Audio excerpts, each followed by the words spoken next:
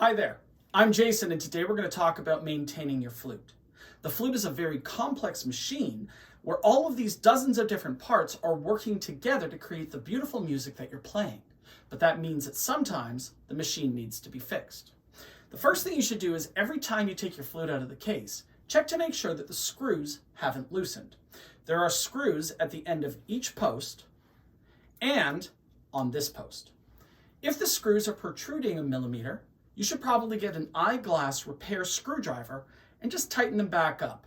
Don't over tighten them, just put them back to where they should be, which is level with the end of the post. You also have a screw at the top of the head joint. While this is called a tuning screw, it's not meant for you to tune the instrument. It's meant for the instrument to be tuned at the factory or in a repair workshop. What you should not have is a loose screw here at the end of the head joint. But you shouldn't check it beyond just making sure that it's not wiggling on its own.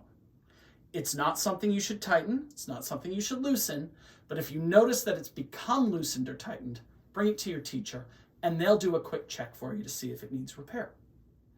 If you pick up your flute and you find keys that previously would pop up and down but now don't, like here and here, it could be that you've popped one of those wires that's actually a spring that provides some of that action. Here's what it looks like. When this spring is on the wrong side of that small piece of metal, the key won't pop up on its own. You may have to simply put it back into place and the key will do what it needs to. Anytime you blow warm air into cold metal, it's going to create condensation, and that water will condense on the pads of the flute here.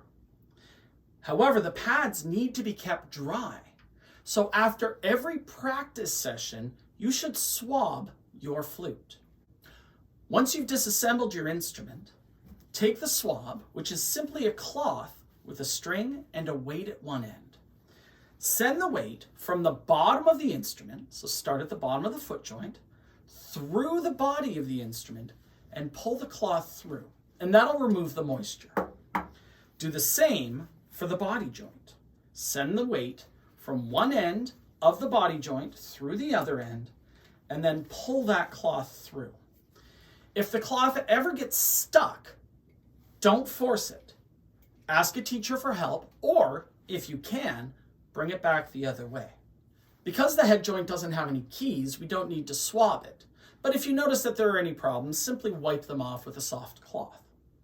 Your swab may actually look like an oversized pipe cleaner or a fuzzy baseball bat. And if you have one of those, you would simply send it through, twist and pull out, send it through, twist, pull out, and if it's not long enough for the whole thing, do the same thing the other way.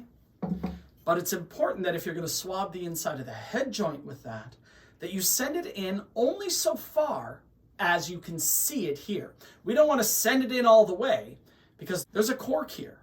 And if you shove the rod too hard, you can move that cork and cause adjustment issues that need to be fixed at the repair shop that manifest with this screw at the end of the head joint that we're not supposed to mess with. The only other thing to keep an eye on when it comes to your flute is whether or not your pads have started to depreciate.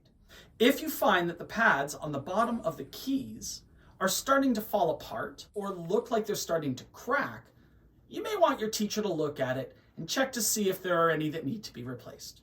That's the sort of thing that needs to be done at a repair shop, so don't try and do it yourself.